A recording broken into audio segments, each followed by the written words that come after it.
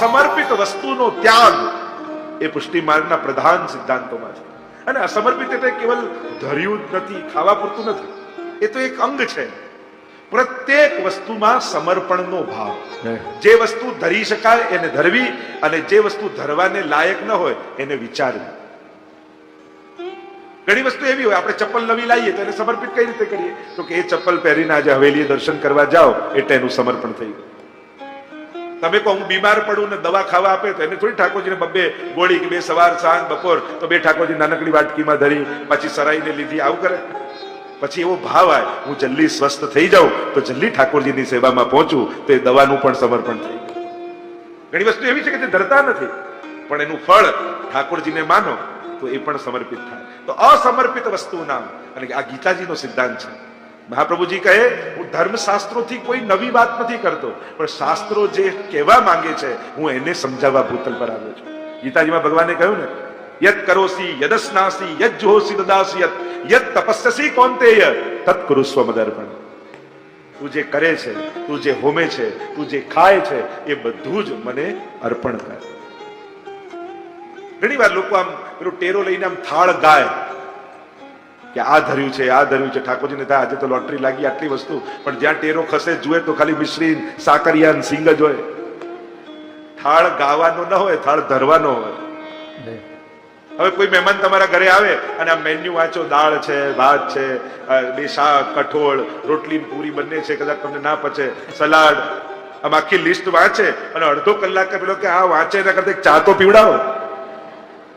એમ ઠાકોરજી આગળ શું ભોગ ધર્યો બોલવાનું ન હોય, ધરવાનું. પુષ્ટિ માર્ગમાં તો અસમર્પિત વસ્તુ નામ તસ્માદ વર્જનમાચરે, બધું પ્રભુને ધરીને લેવું.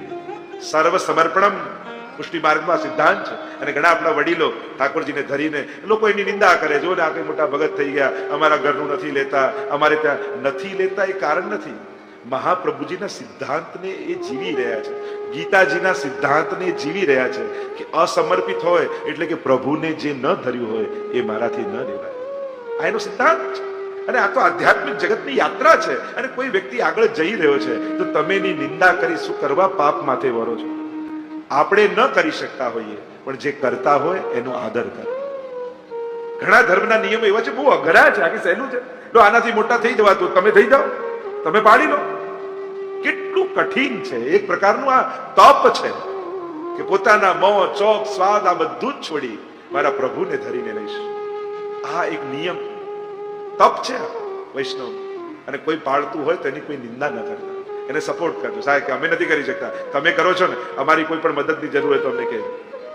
પણ ખબર નહીં લોકોને લોકોના નિયમો તોડાવવામાં શું મજા આવે છે.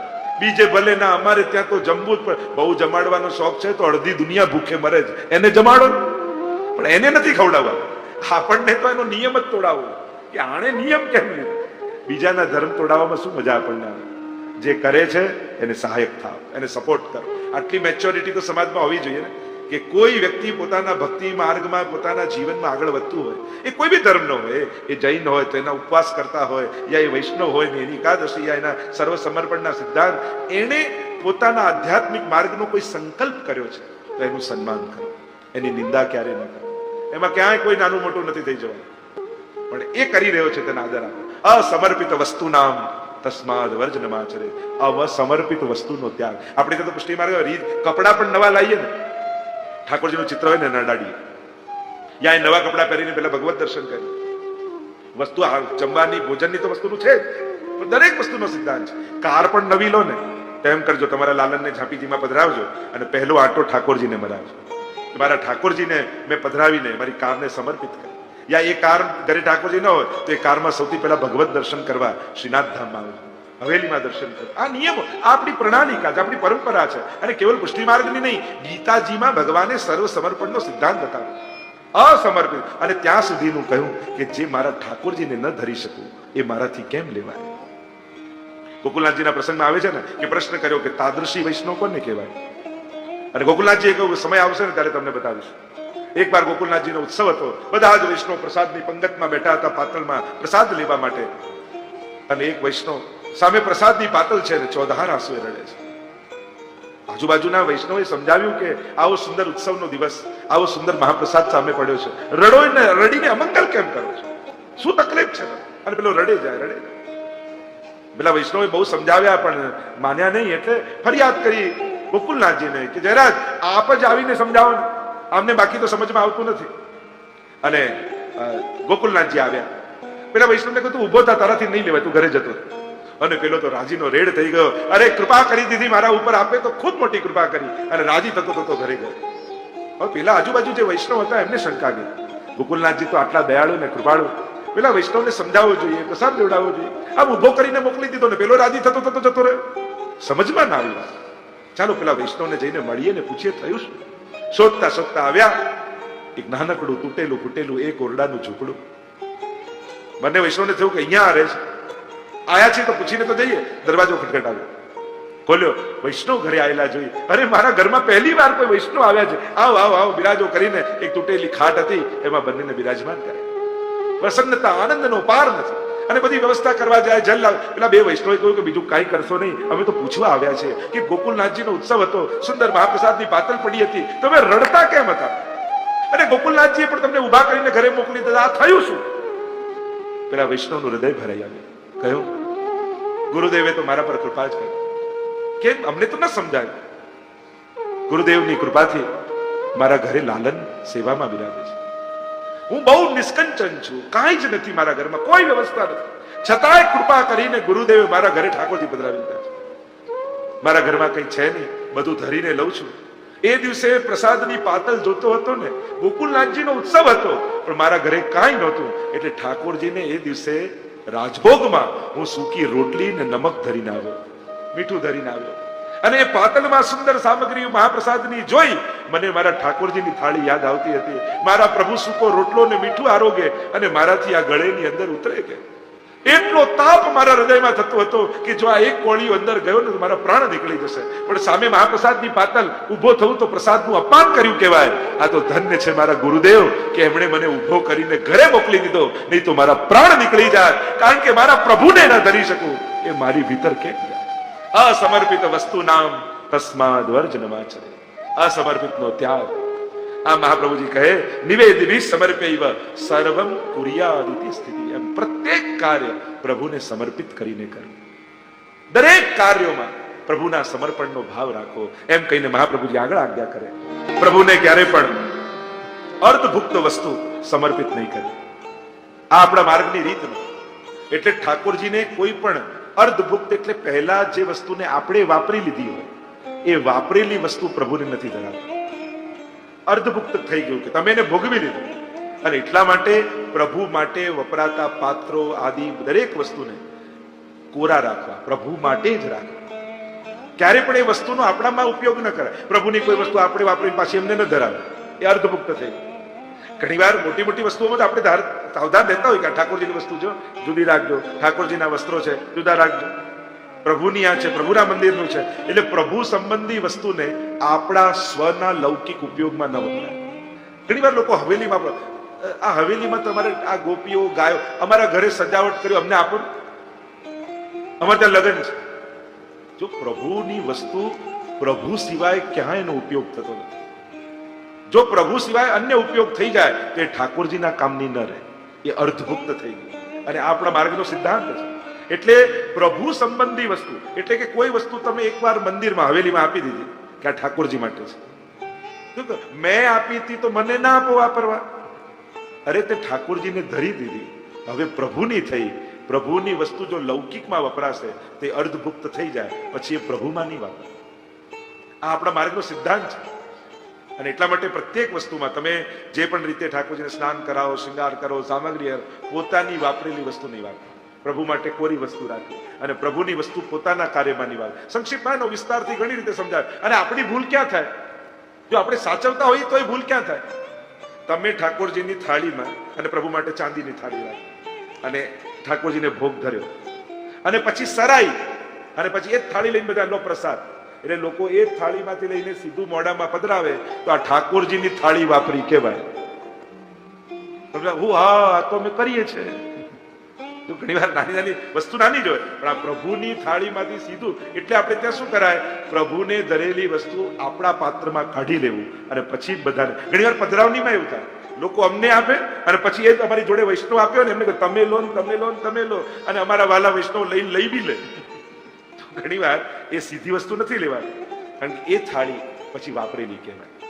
ઘણી વાર ઠાકોર સીધું જારીજીમાંથી જલ હાથમાં લઈને ન પીવાય, એને આપણા પાત્રમાં કાઢી લેવું જોઈએ.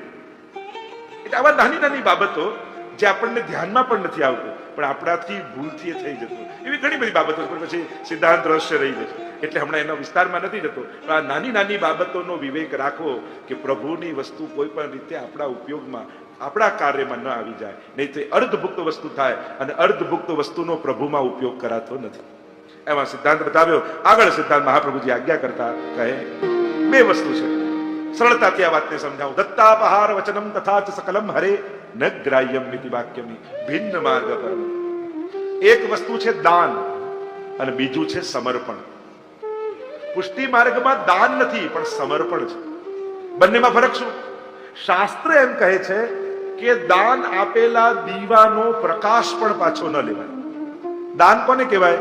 આપણી માલિકીની વસ્તુ બીજાની માલિકીની કરી દે, આને કહેવાય દાન. અને જે વસ્તુનું તમે દાન આપ્યું એ દાન વસ્તુને ક્યારે પણ પોતાના ઉપયોગમાં કોઈ પણ રીતે નહીં લે.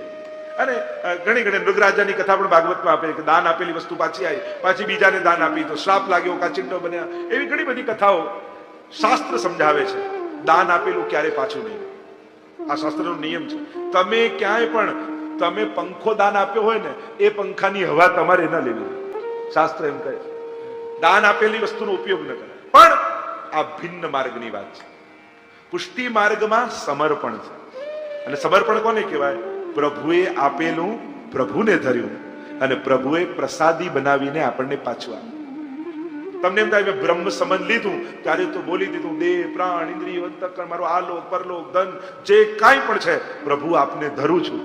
હવે તો બધું ઠાકોરજીનું થઈ ગયું, દેવલક થઈ ગયું, મારાથી કેમ લેવાય? પ્રભુનું થઈ ગયું. મહાપ્રભુજી સમજાવે આ દાન નથી કર્યું બ્રહ્મ સંબંધમાં, સમર્પણ કર્યું છે. અને સમર્પણ કર્યું એટલે ઠાકોરજી આ બધી વસ્તુ પ્રસાદી કરી, એમાં રહેલા દોષોને લઈ પોતાની પ્રસન્નતા ભેળવી અને તમને પ્રસાદ રૂપે પાછું આપ્યું. અને એટલા માટે આપણે જે કાંઈ પણ વસ્તુ છે, ધન છે, આ જે ઠાકોરજીને ધરીએ છે એમ થાય પ્રભુને ધર્યું, હવે એનો પ્રસાદ કેમ લઉં? તો કે ના, તો સમર્પણ છે એટલે પ્રસાદ લઈ શકાય. દાન જુદી વસ્તુ છે, સમર્પણ જુદી વસ્તુ છે. તો ભિન્ન માર્ગ પરમ મતમ, આ ભિન્ન માર્ગની રીતિ છે. આપણે ત્યાં સમર્પણનો સિદ્ધાંત છે. એમ સમજાવતા મહાપ્રભુજી આગળ આ માર્ગની રીતિને સમજાવતા કહે સેવકાનામ યથા લોકે વ્યવહાર પ્રસિદ્ધ. પુષ્ટિ માર્ગમાં ઠાકોરજી સાથે આપણો કેવો વ્યવહાર છે? જેવો સંસારમાં સ્વામી અને સેવકનો વ્યવહાર. જૂના સમયમાં જયારે સેવક રાખતા ને તો એનું બધું જ માલિક કરતો અને સંપૂર્ણ રીતે સેવક માલિકને ત્યારે હતો. એવો જ વ્યવહાર આપણો ઠાકોરજી સાથે છે. તમે સંસારમાં રહો, મહાપ્રભુજી કે કોઈ વાંધો નથી, પણ એક સેવકની જેમ રહો. આ ઘર કોનું? તો કે ઠાકોરજી. આ ધંધો કોનો? તો માલિક મારો ઠાકોર. હું તો ચાકર છું, હું તો દાસ છું. અને સેવક બનીને જીવવું, સેવક બનીને રહેવું, એ જ વૈષ્ણવતાનું લક્ષણ છે. સેવકા નામ યથા લોકે વ્યવહાર પ્રસિદ્ધ છે. એવો જ સ્વામી સેવકનો વ્યવહાર આપણે ત્યાં પ્રસિદ્ધ છે. અને આવા દાસ આજે પણ કેટલા વૈષ્ણવને એવા ઓળખું છું. એ લોકોની પેઢી હોય ને ત્યાં દુકાન, ત્યાં ઠાકોરજીનું ચિત્ર કે માલિક તો આ છે, અમે તો સેવક છે અને દાસ બનીને રહે. અમે પ્રભુના દાસ છીએ. આવા દાસ ભાવથી જીવે, સેવક બનીને જીવે. એને ક્યાં કોઈ કર્મ બંધન લાગવાના? બધા બંધનો તો માલિકને હોય, દાસને કયું બંધન હોય? પ્રભુ જેમ રાખે એ રીતે દાસ ભાવથી વૈષ્ણવ રહે. અને આ જ દાસ ધર્મ, એ જ આપણો ત્યાં સૌથી મોટો ધર્મ છે. દાસો હમ, હું દાસ છું. ભક્તિ માર્ગમાં સ્વામી બનવું એટલે તો બંધન, અને દાસ બનવું એટલે સિદ્ધિ. દાસ ભાવ અમારે ત્યાં જાય. અમારા પરદાદાજી પુરુષોત્તમલાલજી મહારાજ શ્રી, એમના સેવકના જીવનની એવી પ્રસંગ આવે છે કે પોતે પાકિસ્તાન, એ સમય તો ભાગલા નહોતા પડ્યા દેશના, અને ત્યાં લાહોરમાં એ રહેતા. અને અમારા પરદાદાજી ત્યાં કોટા બિરાજતા, અને એમની પાસે કોઈ વૈષ્ણવ આવે ને એમ કે હું ધંધાથી પાકિસ્તાન ત્યાં જવાનું છું લાહોર, ત્યારે આપ કે અમારા ત્યાં જમનાદાસ નામના વૈષ્ણવ છે ને, ત્યાં લાહોર જાઓ ને તો અમને જરૂર મળજો. બહુ સારા વૈષ્ણવ. ગુરુદેવ કોઈના વખાણ કરે અને એમ થાય કે ચોક્કસ કઈ ગામમાં જઈએ છીએ તો જરૂર મળવું. સત્ય ઘટના છે. અને એક વૈષ્ણવ આવ્યા કે જરા જાઉં છું લાહોર કામથી, તો કહ્યું કે ત્યાં અમારા સેવક જમનાદાસ છે, એમને જરૂર મળજો, બહુ સારા વૈષ્ણવ. અને પેલા બધું કામ લાહોર પહોંચ્યા, બધું કામ પતું અને કહ્યું કે ગુરુદેવે કહ્યું છે કે આ વૈષ્ણવ રહે છે, ચોક્કસ એને મળીને જાઉં. શોધતા શોધતા આવ્યા, દરવાજો ખટખટાવ્યો અને દરવાજો ખોલ્યો ને પૂછ્યું. એમણે કહ્યું કે મને ગુરુદેવે કોટાથી મોકલ્યો છે અને બહુ પ્રશંસા કરી છે કે જમનાદાસજીને મળીને આવજો. જમનાદાસજી ઘરમાં છે? જો કે ના, ક્ષમા કરજો, હું તો ચાકર છું એમનો, પણ એ કાલે જ બહારગામ ગયા છે અને બહારગામ ગયા છે, 4-5 દિવસે પાછા આવશે. તો પેલા વૈષ્ણવ કે જો બહારગામ ગયા તો પછી આવીશ મળવા, જયારે ફરી આવીશ. કે ના ના, અમારા તો એવા અમારે ત્યાં તો નિયમ એ છે અમારા શેઠજીનો, કોઈ પણ વૈષ્ણવ આંગણે આવે તો એને 2-4 દિવસ તો રોકવાનો જ. એમને જો તમે જતા રહેશો તો મને નોકરીમાંથી કાઢી મૂકશે. મારા પર દયા કરો, નહીં તો મારે નોકરી છોડવાનો વારો આવશે. થોડા દિવસ રોકાઈ. અને એટલો આગ્રહ કર્યો, એમને રોકી લીધા અને કહ્યું કે મારી પાસે તો કાંઈ કપડા ને બધું ત્યાં પડ્યું અને બધું જ મળશે અહીંયા. અને રોજ એમના માટે સુંદર ભોજન બનાવે, ભોજન કરીને સુઈ જાય, એમના પગ દબાવે, નવા નવા વસ્ત્રો એમને આપે અને પગ દબાવતા દબાવતા વાત કરે કે આ ગુરુદેવ એમના વખાણ કરે. પણ ઠીક છે, એમના વખાણ કરવા ન કરવા અને ચાકર બધી વાત કરે કે એવા કોઈ ભગવદી નથી કોઈ શેઠજી. આમ જોને બધું મૂકીને બહાર ફરતા હોય છે. સેવાય હું કરું છું, હું સાચું છું. અને પેલા વૈષ્ણવને એમ થયું કે પેલા શેઠજી કરતા તો એમનો ચાકર ભગવદી છે, ગુરુદેવ એમના વખાણ કરે છે, પણ એના કરતા તો આ કેટલો ભાવ વાળો છે. એક મહેમાન હું છું તોય મારી આટલી ચાકરી કરે છે. અને થોડા દિવસ રહ્યા, હવે આગ્રહ કર્યો મારે તો પાછું જવું છે ગામમાં. અને પાછા ફરતા ફરતા આવ્યા અને અહીંયા ગુરુદેવને મળવા આવ્યા. અને ગુરુદેવને કહ્યું કે ગુરુદેવ પૂછ્યું મળ્યા જમનાદાસ? કે એ તો નથી મળ્યા, એ બહારગામ ગયા હતા, પણ એમનો ચાકર બહુ ભગવદી હતો, એટલી મારી ચાકરી કરી, સેવા કરી. ત્યારે ગુરુદેવ કહ્યું લાંબા સરખો હતો કે હા, ધોતી બંડી પહેરતો, હા, અહીંયા મસવો હતો, હા, અરે એ જ જમનાદાસજી છે. જે વૈષ્ણવ જાય એમને એમ જ કે શેઠજી તો બહારગામ ગયા છે, કારણ કે શેઠજી તરીકે કે તો કોઈ એમની સેવા ન સ્વીકારે અને જય શ્રી કૃષ્ણ કરીને નીકળી જાય. એટલે એમને કહે કે શેઠજી તો બહારગામ ગયા છે અને ચાકર બને અને જે વૈષ્ણવ આવે એમની 3-4 દિવસ ટહેલ કરે. આવો ભગવત ભાવ એમનો છે, એટલે એમની પ્રશંસા કરે. સેવકા નામ યથા લોકે વ્યવહાર પ્રસિદ્ધ. આ સેવક સ્વામીનો વ્યવહાર, ઠાકોરજી મારા સ્વામી છે, હું એમનો દાસ છું અને દાસ બુદ્ધિથી સંસારમાં રહેવું, સંસારના કાર્યો કરવા, મારું માલિક મારું બધું પૂરું કરશે એવો વિશ્વાસ રાખીને રહેવું. આ જ આપણો વ્યવહાર છે. તથા કાર્ય સમર્પયવમ સર્વેશા બ્રહ્મતા તત. અને આમ જ બ્રહ્મતાની સિદ્ધિ થશે એમ કહીને મહાપ્રભુજી આગળ આજ્ઞા કરે.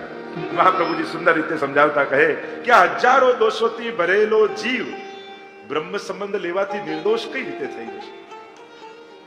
મહાપ્રભુજી સમજાવે ગંગાત્વમ સર્વદોષાણામ ગુણદોષાદિર્વર્ણના. જેમ ગંગાજીની નદીનો પ્રવાહ વહેતો હોય, એમાં કેટલાય નદી નાળાઓ એમાં ભળી જતા અને ભળી જાય. નદી નાળામાં ગંદકી હોય, પણ એકવાર ગંગાજીમાં ભળી ગયા પછી એ નાળા નથી કહેવાતા, પછી એ ગંગા રૂપ બની જતા હોય છે. પછી ત્યાં કોઈ એમ જુદું નથી કહેતું કે આ નાળાનું જળ, આ ગંગાજીનું જળ, આ જુદું. પછી તો એ વહેણમાં વહેતા એ નાળાઓ પણ ગંગા રૂપ બની જાય છે. એમ અનેક દોષોથી ભરેલો આ જીવ નાળા જેવો છે, પણ બ્રહ્મ રૂપી ગંગાજીમાં ભળી જાય પછી એ ગંગા રૂપ થઈ જાય છે, પછી એ વિશુદ્ધ બની જાય છે, પછી એ નિર્દોષ બની જાય છે, પછી એમાં દોષો રહેતા નથી. એમ જ આ જીવ હાથમાં તુલસી દલ લઈ પોતાની અહંતા અને મમતાનું સમર્પણ કરી દે પછી તો એ બ્રહ્મ રૂપ બની જાય. આમ મહાપ્રભુજી સમજાવે ગંગાત્વમ સર્વદોષાણામ ગુણદોષાદિર્વર્ણના. ગંગાજીમાં ભળેલું જળ ગંગા રૂપ થાય એમ જીવ પણ બ્રહ્મ રૂપ થઈ જાય. આમ સિદ્ધાંત રહસ્ય ગ્રંથને અહીં વિરામ આપીએ. બોલો વલ્લભ જય. નવરત્ન ગ્રંથ. યમુના બાલ મુક્તાશ્ચ પુષ્ટિ સિદ્ધાંત રત્ન એટલે કે નવરત્ન. અદ્ભુત ગ્રંથ છે. જીવનની બહુ મોટી સમજ આમાં મહાપ્રભુજી આપે છે. નવરત્ન ગ્રંથમાં 9 રત્નો રૂપી 9 શ્લોકો છે.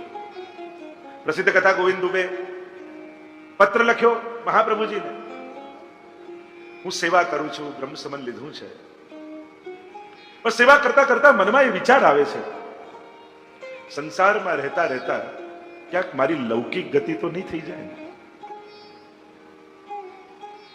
મારે તો પ્રભુમય રહેવું છે.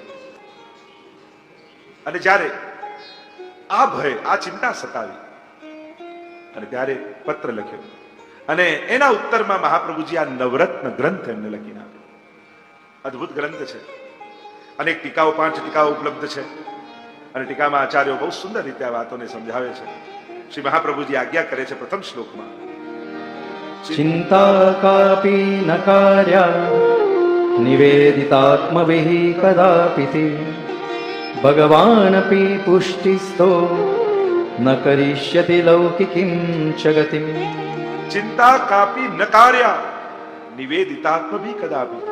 જેણે નિવેદન કર્યું, કારણ કે બ્રહ્મ સમજ લીધું, શરણાગત થયા, આ સમર્પિતનો ત્યાગ કર્યો, પ્રભુમય થવાનો સંકલ્પ કર્યો, સિદ્ધાંત મુક્તાવલીમાં કૃષ્ણ સેવા સદા કર્યા, સેવામાં જોડાયો, પણ હવે ડર શેનો છે? જો ભગવદીઓને ભય શેનો હોય કે પ્રભુ ક્યારે એવું કાંઈ ન થાય કે મારાથી ભગવાન ભૂલાઈ જાય, સંસારનો પ્રભાવ મારા જીવનમાં થઈ જાય અને ભગવાનનું વિસ્મરણ થઈ જાય. આનાથી મોટો વિપત્તિનો કાળ મારા માટે કોઈ નથી. વૈષ્ણવને ડર સેવા છૂટવાનો છે, સત્સંગ છૂટવાનો છે. એટલે ઘણી વાર વૈષ્ણવ કે જે એવા આશીર્વાદ આપો ને, આ સેવા ક્યારે છૂટે નહીં. વૈષ્ણવને ડર એનો કે પ્રભુથી દૂર થયો ને એ જ મારા માટે સૌથી સંકટનો કાળ. પ્રભુની સદા સન્મુખતા બની રહે એ જ વૈષ્ણવની પરમ સિદ્ધિ છે. અને અહીંયા એ ડર લાગ્યો કે ક્યાંક લૌકિક ગતિ તો નહીં થાય. ચિંતા કાપી, ચિંતા શબ્દથી પ્રારંભ કરે. જો જેણે નિવેદન કર્યું છે, મહાપ્રભુજી કહે, નિવેદન કોને કહેવાય? આપણે તુલસી દલ લઈ બ્રહ્મ સંબંધ મંત્રમાં જે બોલ્યા ને એ બોલ્યા એને નિવેદન કહેવાય, અને એ પ્રમાણે વર્તીએ એને સમર્પણ કહેવાય. આ બધું આપનું છે એમ જ્યારે બોલીએ છે એને નિવેદન કર્યું કહેવાય, અને પછી બધું ધરીએ એને સમર્પણ કર્યું. તો જેણે પ્રભુને નિવેદન કર્યું છે, ચિંતા કાળ, એને ક્યારે પણ કોઈ પણ પ્રકારની ચિંતા નહીં. જો ચિંતા બહુ સહજ છે, અને નોર્મલ માણસ આપણે કોને માણીએ કે જે ટેન્શનમાં રહેતો હોય, જે ટેન્શનમાં ના, કેવો માણસ છે જો ચિંતા નથી થતી આને. એટલે કે સાચો માણસ એને કહેવાય જેને ટેન્શન હોય, જેને ચિંતા હોય. જેને ચિંતા ન થતી હોય લોકોને એની ચિંતા થાય કે કેવો માણસ, અને ચિંતા નથી થતી. એટલે બહુ સહજ છે ચિંતાઓ થવી. અને એટલે જ પેલું કહેવાય ને, ચિંતા વાળો માણસ જલ્દી ચિંતામાં જાય, કારણ કે એની જ ચિંતાઓ એને સમાપ્ત કરી. ભરોસો કમ હોય ને એને ચિંતા વધારે થાય. ઠાકોરજી પર વિશ્વાસ ઓછો હોય એને ચિંતા વધારે થાય. વૈષ્ણવને તો ભરોસો છે, ઠાકોરજી બધું કરશે, પ્રભુ સઘળું કરશે. અમારા દાયરામાં ચિત્ત તું સિદ્ધને ચિંતા ધરે, કૃષ્ણને કરવું હોય તે કરે. એક વસ્તુ યાદ રાખો, તમારા ભાગ્યના મેચ ફિક્સર ના બને. મેચ ફિક્સર કોને કહેવાય? પહેલેથી રિઝલ્ટ નક્કી કરીને પછી મેચ રમવા જાય ને એ બધા ફિક્સર કહેવાય. સ્પોર્ટ્સમેન બને. આપણે તો મેચને ફિક્સ કરવા માંગે, આમ જ થવું જોઈએ, મને જ મળવું જોઈએ, હું જ જીતવો જોઈએ, આમ જ થવું જોઈએ. આ તો મેચ ફિક્સરો થઈ ગયા. તમે તમારા જીવનના મેચ ફિક્સર ન બનો કે તમે નક્કી કર્યું ને એ જ પ્રમાણે મેચ ચાલે ને એ જ પ્રમાણે તમે જીતી જાઓ. આ કઈ સાચી રમત ન કહેવાય. એ તો મેદાન પર ઉભા રહીને સામે વાળો દડો નાખે અને પછી ફટકા મારો અને જે રમવાનો આનંદ આવે, જીવનનો સાચો આનંદ તો એ જ છે. તમે કોઈના ભાગ્ય વિધાતા બનવાની કોશિશ ન કરો કે હું મારા છોકરાનું કરીશ તો આનું ભવિષ્ય થશે, હું આને મદદ કરીશ તો આનું કામ થઈ જશે, હું આનું ચલાવીશ. અરે આ આપણી કલ્પના છે. દરેક વ્યક્તિ એનું ભાગ્ય લખાવીને જ લાવ્યો છે. તમે નિમિત્ત બની શકો છો, એના ભાગ્યના વિધાતા નથી બની શકતા. તમે એમ કહો હું આનું ભાગ્ય લખવું, એ સંભવ નથી. હા, એના ભાગ્યની સફળતામાં તમે નિમિત્ત હો. એ કદાચ ભગવાને લખ્યું હોય કે તારા થકી આનું કામ થઈ જાય, તારા થકી આ સુખી થઈ જાય, તો તમે થકી છો. તમે એના ભાગ્ય લખનાર નથી, વિધાતા નથી. દુનિયામાં ભગવાને કોઈ પણ માણસને એટલો મહત્વનો બનાવ્યો જ નથી કે જેથી ભગવાનના કામ અટકી જાય. કોઈને એટલું મહત્વનું. આપણે આ નહીં હોય તો સંસ્થા કેમ ચાલશે, આ નહીં હોય તો આ દેશ કેમ ચાલશે, આ નહીં હોય તો ઘર કેમ ચાલશે. એ બધા દુનિયાથી જતા રહે છે, બધું ચાલતું રહે છે. તો ઘણી વાર લોકો કે વડીલો એમ કે અમે નહીં રહીએ ને ખબર પડશે ઘર કેમ ચાલે છે. એ કહેનારા બધા જતા રહે છે, બધાના ઘર ચાલતા રહે છે. ઉલટાનું એના ગયા પછી વધારે સારું ચાલતું, એ જ નડતો હોય ઘરમાં. ઘણી વાર એ જ જૂનું ઘર પકડી રાખે અને જ્યાં બાપુજી થાય છોકરાઓ તોડીને નવું એટલું સરસ બનાવી દે અને લહેર કરે. અને પેલો આપણે કાંઈ નવું કરવું નથી. એટલે આપણે કોઈના ત્યાં તો પાણીમાં આંગળી નાખવા જેવું છે. તમે પાણી ભરેલું કોઈ ટબ હોય એમાં આંગળી નાખો, તમને જો કયો ખાડો પડી ગયો, પણ આંગળી કાઢો એટલે ભરાઈ જાય. બસ આપણે આ જે હુંકારો છે ને, આપણા અહંકારો આટલા જ છે. આપણને લાગે કે હું નહીં રહું ને પછી ખબર પડે કેમ ચાલે, પણ કોઈનું કાંઈ ખબર પડતી નથી, કોઈનું કાંઈ અટકતું નથી, કારણ કે ચલાવનારો પરમાત્મા છે. જેમ કોઈ કઠપુતલીનો ખેલ કરનારો વ્યક્તિ હોય, સામે બેસનારને એમ લાગે કે પેલો રાજા યુદ્ધ કર્યું, આને લડ્યો, આની નજીક ગયો, આનાથી દૂર ગયો. સામેવાળાને ખેલ કરતી કઠપુતલીઓ દેખાય, પણ ઉપર બાંધેલી ડોરીઓ નથી દેખાતી. એ ડોરી તો ખેલ કરનારના હાથમાં છે. એ કોઈને મેળવી પણ દે, કોઈને જુદાઈ કરી દે, એ હસાવી દે ને રડાવી દે, પણ સામે ખેલ જોનારાને તો કઠપુતલી જ દેખાય. એમ આપણને આ બધું કરતા માણસો દેખાય, પણ એને દોડાવનારા પરમાત્મા એ પકડેલી ડોરીઓ નથી દેખાતી. પ્રભુ જ કરતુમ અકર્તુમ અન્યથા કરતુમ છે. અને જે દિવસે એ સમજાઈ ગયો ને, પછી વ્યક્તિઓ જોડેના વેર સમાપ્ત થઈ જશે. પછી તો ઈશ્વરની લીલા દેખાશે. તથૈવ તસ્ય લીલેતિ મત્વા ચિંતામૃતમ તજે. આગળ મહાપ્રભુજી કહે છે, અત્યારે ઘટનાઓ રૂપે જગત દેખાય છે, અને પછી લીલા રૂપે જગત દેખાવા લાગશે. ઘટનાઓ રૂપે જોશો તો સુખ દુઃખના અનુભવ, લીલાઓ રૂપે જોશો તો પછી ખેલના આનંદ. પછી તો કોઈ વિલન બનીને આવે ને તો એમ થાય બહુ સારી એક્ટિંગ કરી હો, કેવી સારી વિલનની એક્ટિંગ કરી, આને તો એવોર્ડ મળવો જોઈએ. અરે કોઈ કોમેડી કરે તો બહુ સારી એક્ટિંગ કરી, કોઈ રડે તો પણ જોનારને મજા આવે, કેવું રડવાનું સરસ એક્ટિંગ કરી રહ્યો છે. પછી તો લીલાત્મક જગત. તથૈવ તસ્ય લીલેતિ. સ્વપ્ન રૂપ જગત લાગે ભાસે. સ્વપ્નમાં માણસને એમ થાય, કલ્પનાઓ છે ને માણસની, આ બધી જે કલ્પનાથી જગત સંસાર પેદા કરે છે માણસ. એક વ્યક્તિને એક છોકરો ગળા મૂકવા હતા, એક માલિકને, કુમારને. એક છોકરો જતો હતો, તું મૂકીશ, ઉચકીને ત્યાં મૂકવાના છે. અને પેલા એ તો એક ઘડો ઉચક્યો, અને એમાં બધા રસો ને બધું ભરેલું હતું. ઉચક્યો ને કહ્યું કે આના બદલામાં તને 5 રૂપિયા આપીશ. અને પેલા માથે લીધું, મનમાં વિચાર કરે, 5 રૂપિયા, અને આવા હું જો 100 ઘડા ઉચકું 500 થઈ જાય. 500 થી પછી આમ હું બળદની જોડ ખરીદીશ, એનાથી ખેતર ખેડીશ, આટલું ધન પાકશે, આવો મોટો ઘર બાંધીશ, આવું લગ્ન કરીશ, આવો સિંહાસન લાવીશ, આટલા રથો ભેગા કરીશ. અને વિચારતો એમાં ઠોકર વાગીને ઘડો દોડાય. અને ડોળા માલિકે કહ્યું, તે મારો એક ઘડો તોડી નાખ્યો, તને ભાન છે? 5 રૂપિયા ગયા. એટલે કે તમારા તો 5 ગયા, મારો તો આખો મહેલ ગયો. તમારા તો 5 જ ગયા છે. મૂળ વસ્તુ શું છે દુનિયામાં? એક વ્યક્તિ જતો હતો, 100 પાઉન્ડ ને 50 પાઉન્ડની નોટ પડેલી જોઈ, ખિસ્સામાં મૂકી, ખિસ્સું ફાટલું, અને ગયો પપ્પા પાસે. એના છોકરો, પપ્પા મને રસ્તામાંથી 50 પાઉન્ડ મળ્યા, અમે ખિસ્સામાં રાખી દીધા. પપ્પા એક થપાટ મારી. આ પડેલા પૈસા બીજા કોઈના ઉપાડાય? લાવ. ખિસ્સામાં કાઢ્યું છે તો કાણું પડી ગઈ હતી ક્યાંક. કહ્યું કે પપ્પા પડી ગઈ, બીજી થપાટ મારી. મળેલી નોટ આ રીતે ગુમાવી દેવાય? હવે પોતાની હતી નહીં, બીજાનું પોતાનું માન્યું અને પોતાનું ગુમાવી દીધું. આ બંનેમાં થપાટ ખાવી પડે છે માણસને. કાંઈ આપણે લઈને આવતા નથી. આ મારું તો એક થપાટ. હવે તું લઈને આવ્યો તો આ બધું મૂકીને જવાનું છે. એક થપાટ તો લઈ જા ભેગું. તારું હતું નહીં, એ તારું ભેગું આવવાનું નથી. તું તારા કર્મો લઈને આવ્યો છું, અને કર્મો લઈને પાછો જવાનો છું. જે લઈને આવ્યો એ લઈ જઈશ, જે મળ્યું છે એ મૂકીને જઈશ. પણ તકલીફ એ છે, માણસ પૈસા માટે પાપ કરે, પણ તકલીફ ભગવાનની રચના એ પૈસા રહી જાય, પાપ ભેગા આવે.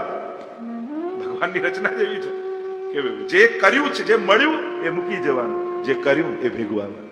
તો આ કયું મહાપ્રભુ ચિંતા કાપી ન કાર્યા નિવેદિત આત્મવી કદાપી.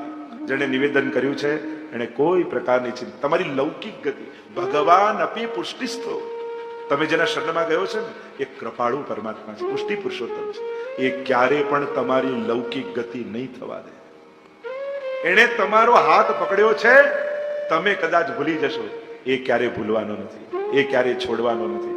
એટલે જ કહ્યું ને, કર ગહી કે છાંડે નહીં જિનકી એસી દે. એવા પ્રભુ છે જે હાથ પકડીને છોડવાના નથી. એવા પ્રભુને હાથ પકડાવે છે.